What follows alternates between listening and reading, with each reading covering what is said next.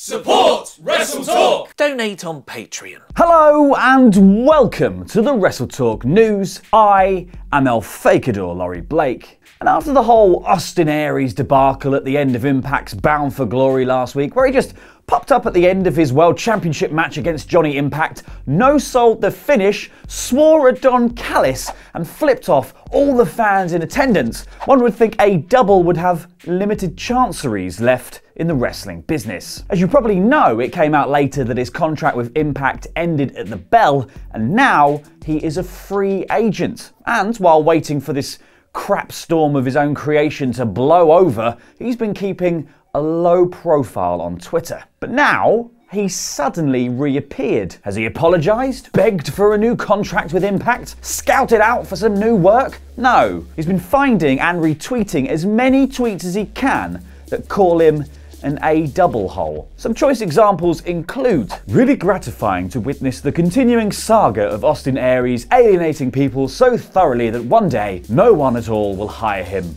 It's beautiful, y'all. Austin Aries, get the f out of my business. Austin Aries is a bellend in real life and a bellend as a character. It kind of remains to be seen whether this spate of retweets falls on the real life or character side of being a bellend. But to me, it kind of seems like heel work of the finest order and a way to drum up some interest ahead of a new venture or a surprise Impact return. Speaking of surprise returns, the current master of the surprise appearance, Chris Jericho, has been speaking about some he didn't exactly want to make. Where in the world is Carmen Sanda Jericho recently spoke to Sportskeeda about not appearing at SmackDown 1000, saying that WWE didn't ask him, and to be honest, he didn't even want to go anyway. When I said they didn't ask me, I wasn't saying it like, you know, a sad thing. That's what happened. They didn't ask me to go, and to be honest with you, I didn't really want to do Raw 25 either. I don't like wasting a surprise appearance. I don't like wasting those appearances on one-offs. I know how those shows go. There are so many guys on the show, I don't want to do it at all. So, nobody asked me, but if they had, I probably wouldn't have done it anyway. That's why when you saw me at Raw 25, it was just a backstage bit. And that's the way that Vince and I discussed it to be. I didn't want to go out in front of the crowd because you're wasting one of those cash-in chips of a Jericho appearance, so to speak. Which is weird because it seems like everyone else has a Jericho appearance cash-in chip these days. They're basically monopoly money. Someone somewhere will have a whole hard drive full of them just knocking about like those accidental Bitcoin millionaires, but with Jericho. I'm rich, but in Jericho coins. You know what? You could just have him trade them all in like he's at the arcade. Somebody who knows all about the Jericho appearance chip system is Cody Rhodes, who was hosting a Twitter Q&A yesterday and was asked this by a fan. If you could have any wrestler from any promotion join Bullet Club right now, who would it be? To which Cody replied, the Bullet Club is all Jay's thing now. Loved being a part of it, met some good folks. By which he means betrayed almost everyone he ever met and got pretty big on YouTube. Cody is obviously referencing Jay White joining the Bullet Club OGs and himself and the Young Bucks moving away from the faction, which is owned by New Japan, potentially to form something of their own when their contracts expire, which is rumoured to happen in January next year. And when those contracts come up, the other big rumour is that a lot of them will head over to WWE, which is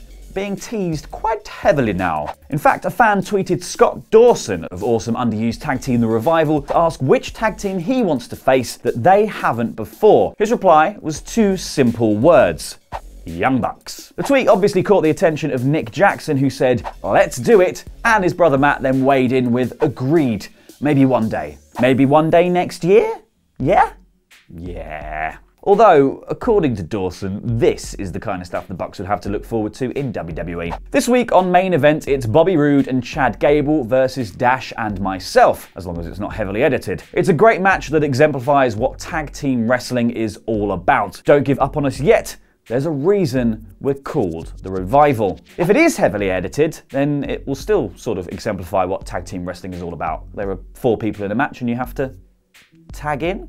As a special treat for the SWAF Nation, if you visit WrestleCrate.co.uk and use the discount code WTTV, you'll get a free autograph bundle, including one from a WWE legend, a current WWE star, and one from Ollie and Luke in your first box. I'm not in it because I can't write. WrestleCrate is a monthly mystery box full of loads of wrestling goodies, which is items from the biggest promotions in wrestling. What is going to happen at Evolution? WWE have been mighty quiet about the event in the build-up, but there are some good matches on the card. Get the lowdown on the show and find out our predictions by clicking the video on screen now, and give us a subscribe to stay up to date on all of the latest wrestling news. I've been El Fakador, and that was Lucha.